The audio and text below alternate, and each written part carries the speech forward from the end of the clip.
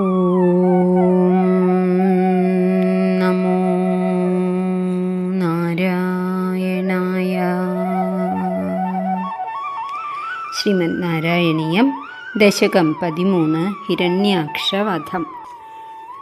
തനിക്കൊത്ത എതിരാളി ഭഗവാൻ വിഷ്ണു മാത്രമാണ് എന്നറിഞ്ഞ ഹിരണ്യാക്ഷൻ വിഷ്ണുവിൻ്റെ പ്രിയതമയായ ഭൂമിദേവിയെ എടുത്ത് രസാതലത്തിൻ്റെ അടിയിൽ ഒളിപ്പിച്ചു വെച്ചു. മഹാവിഷ്ണു വരാഹരൂപമായിട്ട് അവിടെ നിന്ന് രക്ഷപ്പെടുത്തി ഭൂമിദേവിയെ തൻ്റെ തേറ്റയുടെ മുകളിൽ വെച്ച് മുകളിലേക്ക് യഥാസ്ഥാനത്ത് ഉറപ്പിക്കാൻ വേണ്ടി പൊങ്ങി വരികയാണ്. അതോടൊപ്പം തന്നെ ഹിരണ്യാക്ഷൻ ഗദയും ചുഴറ്റിക്കൊണ്ട് ഇവിടെയാണ് വിഷ്ണു തനിക്ക് യുദ്ധം ചെയ്യാൻ തിരക്കായി എന്ന മട്ടിൽ അന്വേഷിച്ച് നടക്കുകയുമാണ്. ഭഗവാനെ അന്വേഷിച്ചിട്ട് തന്നെയാണ് എന്തായാലും ആ അസുരൻ നടക്കുന്നത്. അവിടെയാണ് 1-ാമത്തെ ശ്ലോകം കഴിയണത്. ഇനി 2-ാമത്തെ ശ്ലോകത്തിൽ തൻ്റെ കണങ്കാൽ വരെ മാത്രമുള്ള പ്രളയജലത്തിൽ ഇങ്ങനെ കാലിട്ട് ഗദയൊക്കെ അടിച്ച് നടന്ന് മഹാവിഷ്ണുവിനെ തിരയാണ് ഹിരണ്യാക്ഷൻ. ആ ഹിരണ്യാക്ഷനോട് നാരദ മഹർഷി പറയാണ്, ഇതേ ഭഗവാൻ ഇവിടെ ഉണ്ടല്ലോ എന്ന്. അതാണ് 2-ാമത്തെ ശ്ലോകം. ഹിരണ്യാക്ഷനെ പുകഴ്ത്തി പറയുകയും മായാവി എന്ന് പറഞ്ഞ് മഹാവിഷ്ണുവിൻ്റെ മായാവരാഹമൂർത്തിയെ താഴ്ത്തി പറയുകയും ചെയ്തപ്പോൾ ഹിരണ്യാക്ഷൻ കുറച്ചും കൂടി അഹങ്കാരിയായി. ശ്ലോകം നോക്കാം.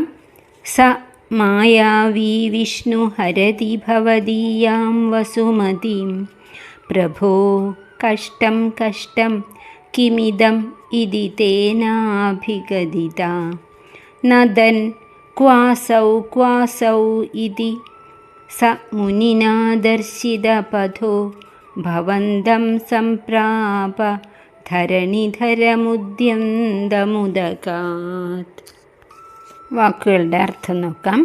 പ്രഭോ അല്ലയോ മഹാശക്തനായ ഹിരണ്യാക്ഷ, മായാവി സ വിഷ്ണു, മായാവിയായിട്ടുള്ള ആ വിഷ്ണു ഭവദീയാം വസുമതിം ഹരതി, അങ്ങയുടെ ഭൂമിയെ ഇതേ കട്ടുകൊണ്ടു പോകുന്നു.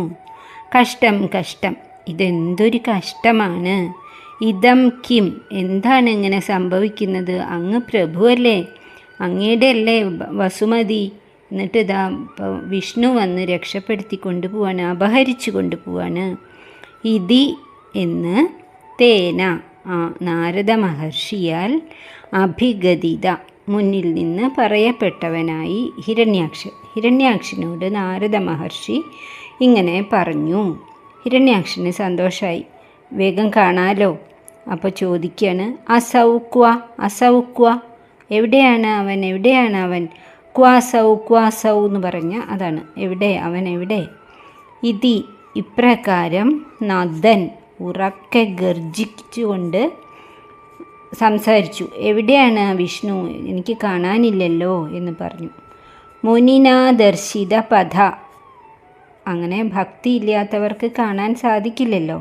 അപ്പോൾ നാരദ മുനിയാൽ മുനിന ദർശിത പഥ, കാണിച്ചു കൊടുക്കപ്പെട്ടു.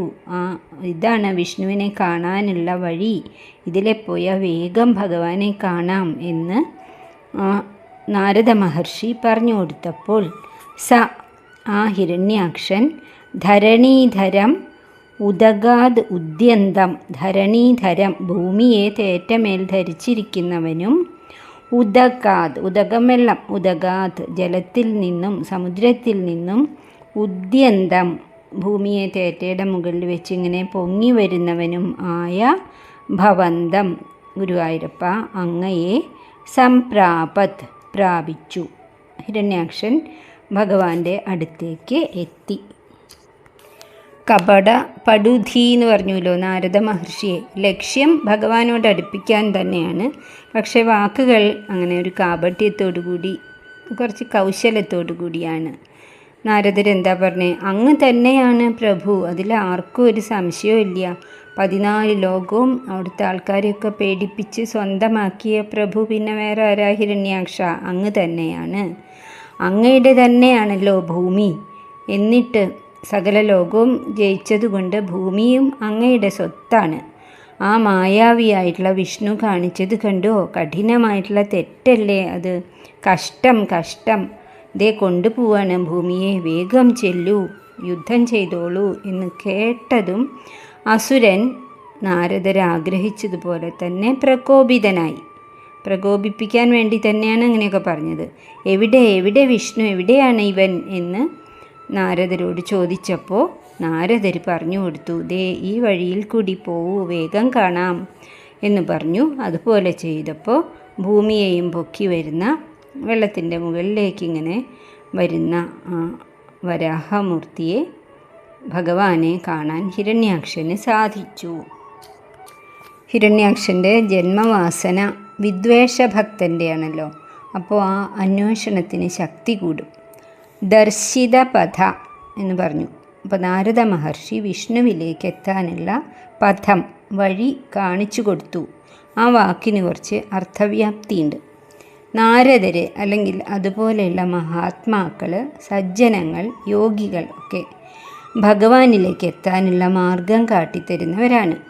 ആർക്കാ കാണാൻ പറ്റുക? അത് അന്വേഷിച്ച് നടക്കുന്നവർക്ക് മാത്രമേ കാണാൻ പറ്റുള്ളൂ. അതിന് സന്യാസിയാവണമെന്നൊന്നുമില്ല.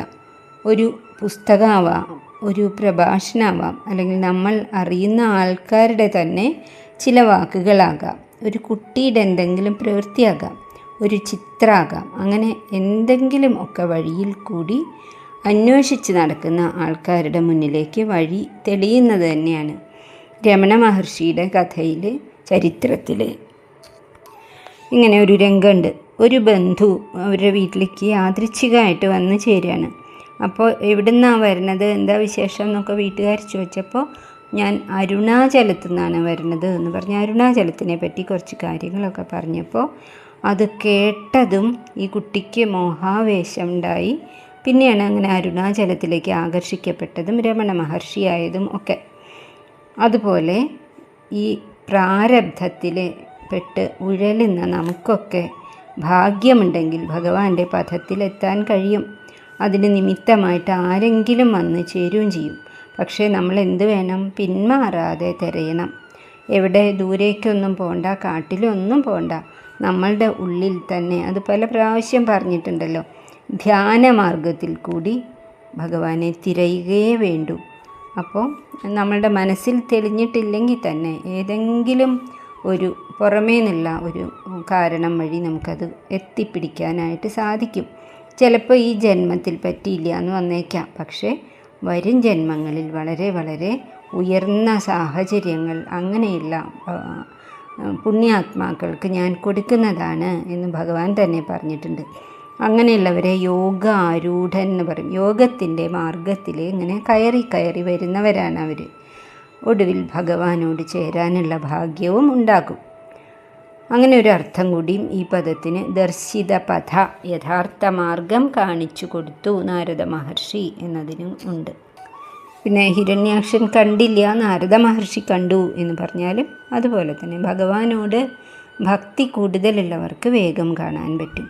പ്രഹ്ലാദൻ തൂണിൽ കണ്ടപ്പോൾ ഹിരണ്യകശിപുവിന് കാണാൻ പറ്റിയില്ലല്ലോ. എത്രയോ കഥകൾ അങ്ങനെ ലൗകികമായിട്ട് നമ്മൾ കേട്ടിട്ടുള്ളതാണ്. പൂന്താനം അവസാനം ഭഗവാനെ കണ്ടു, എന്നാൽ പൂന്താനത്തിൻ്റെ ഭാര്യയാവട്ടെ മറ്റുള്ളവരെ ആർക്കും കാണാനും സാധിച്ചില്ല. അങ്ങനെ ഭഗവാനോട് ചേരാൻ ഒരു വഴി ഉണ്ടാകും, ആരെങ്കിലും അതിന് നിമിത്തമാകും, കാണാനുള്ള അവസരവും ഉണ്ടാകും. സാരം പറയുകയാണെങ്കിൽ, അല്ലയോ ലോകത്തിന് മുഴുവനും ഏകാധിപതിയായ അസുരശ്രേഷ്ഠ, ആ മായാവിയായിട്ടുള്ള വിഷ്ണു ഇതാ അങ്ങയുടെ ഭൂമിയെ, വസുമതിയെ അപഹരിച്ചു കൊണ്ട് പോവാണ്. ഇതൊരു വലിയ കഷ്ടമാണ്.